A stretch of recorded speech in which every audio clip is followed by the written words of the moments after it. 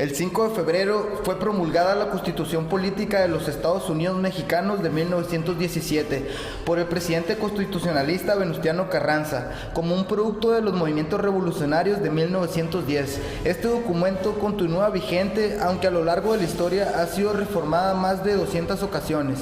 La Constitución de 1917 fue la primera en la historia en incluir los derechos sociales, marcando de esta forma un antecedente para el resto del mundo, lo que le otorgó el reconocimiento de la primera Constitución social del siglo XX. Carranza entró de nuevo en la capital y convocó a un congreso que redactaría una nueva constitución del cual quedaron excluidos villistas, zapatistas y convencionistas. La mayoría de los diputados del Congreso Constituyente provino de sectores de la clase media, civil y militar. El primero de estos otorgó un carácter verdaderamente revolucionario a la Carta Magna, pues determinó que la propiedad de tierras y aguas correspondía a la nación y que el interés público estaba por encima de la propiedad privada. Otra vertiente importante de este artículo fue la distinción del suelo y el subsuelo, con lo que se retomó el dominio del subsuelo para la nación. Por su parte, el artículo 123 fue el fundamento del nuevo régimen laboral.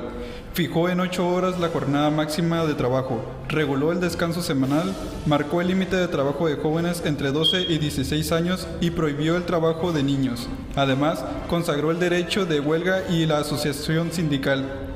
El artículo 3 también fue central, pues decretó la educación primaria como gratuita, obligatoria y laica, es decir, ajena a toda doctrina religiosa. Asimismo, la Carta Magna acabó con las viejas jefaturas políticas y proclamó el municipio libre como la base de organización política territorial.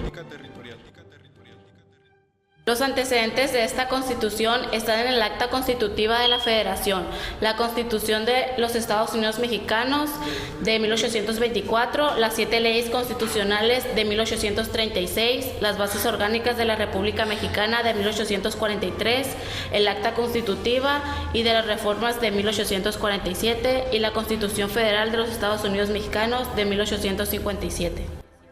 Aunque hoy nuestra Constitución difiere en muchos aspectos de la forma en la que fue concebida en 1917, debido a las reformas que se le han hecho, representa un baluarte de la democracia de nuestro país y una herencia viva de la lucha revolucionaria de nuestros antepasados.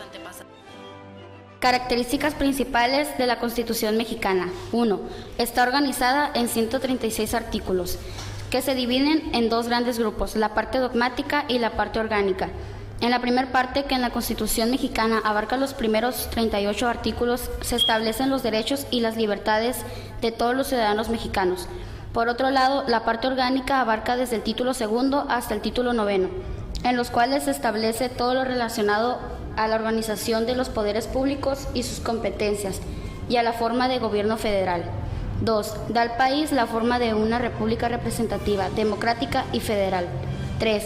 Prohíbe la reelección presidencial. 4. Establece un Estado laico. 5. Establece la pena de muerte de manera regulada. 6. Establece la libertad de porte de armas. Y por último, 7. Enfatiza la igualdad ante la ley entre el hombre y la mujer. La Constitución de 1917 marcó un cambio en la función del Estado, pues lo obligó a regular la economía y la sociedad frente a una sociedad civil débil y fragmentada. Si bien la Constitución no reflejó la realidad del pueblo mexicano, sí mostró su voluntad de cambiarlo. En el Congreso existieron 2 grupos, los renovadores y los radicales.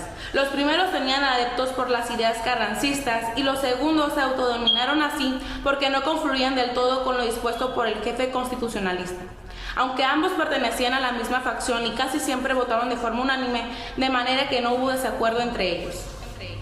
El llamado bloque renovador fue compuesto por los diputados que habían pertenecido a la 26ª legislatura durante el gobierno de Francisco I. Madero. El investigador emérito de la UNAM indicó que se cree que los radicales añadieron al proyecto presentado por Carranza los artículos de contenido social. Sin embargo, es sabido que José Natividad Macías redactó el artículo 123 en materia obrera, y Pastor Ruiz, miembro del gabinete de Carranza, fue el responsable principal de la configuración del artículo 27 de la Ley Agraria, propiedad y repartición de la tierra y recursos del subsuelo.